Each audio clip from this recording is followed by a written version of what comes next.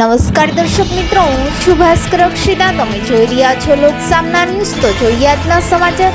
લાઠીથી અમારા રિપોર્ટર ભાવિન સાકરિયા સાથે. લાઠી ખાતે સ્મશાન ભૂમિમાં સ્વચ્છતા અભિયાન યોજાયું. ધારાસભ્ય જનક તળાવિયા તથા સાંસદ ભરતભાઈ સુતરિયાની ઉપસ્થિતિ.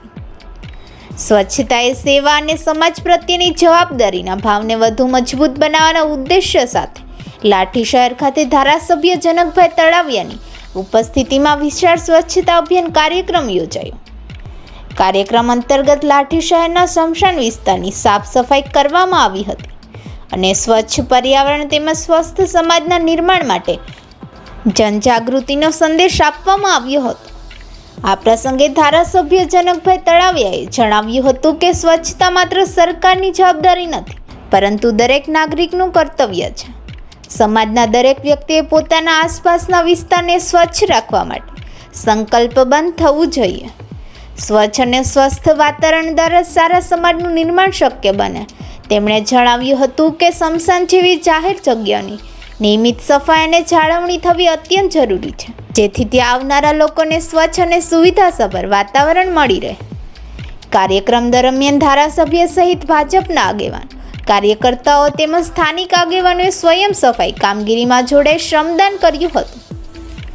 સ્મશાન વિસ્તારની ઝાડીઓ દૂર કરી તેમજ કચરો એકત્રિત કરી તેનો યોગ્ય નિકાલ કરવો તેમજ સમગ્ર પરિસરને સ્વચ્છ બનાવવાની કામગીરી હાથ ધરવામાં આવી હતી.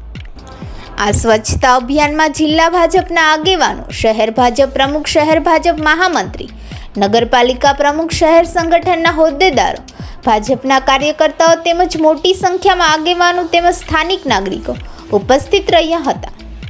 સૌએ મળીને સ્વચ્છતા જાળવવા માટે સંકલ્પ વ્યક્ત કર્યો હતો.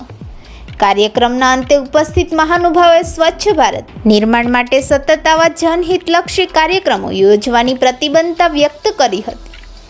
સ્વચ્છતા અભિયાન દ્વારા સમાજમાં સ્વચ્છતા પ્રત્યે જાગૃતિ ફેલાવવા અને લોકોમાં જવાબદારીની ભાવના વિકસાવવા માટે મહત્વપૂર્ણ પ્રયાસ કરવામાં આવ્યો હતો.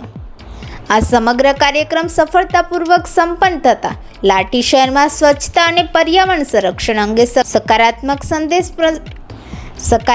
સંદેશ પ્રસર્યો હતો અને નાગરિકોમાં પણ સ્વચ્છતા પ્રત્યે નવી જાગૃતિ જોવા મળી હતી. તો ફરી મળીશું એક નવા સમાચાર સાથે. ત્યાં સુધી જોતા રહો લોકસામના ન્યૂઝ.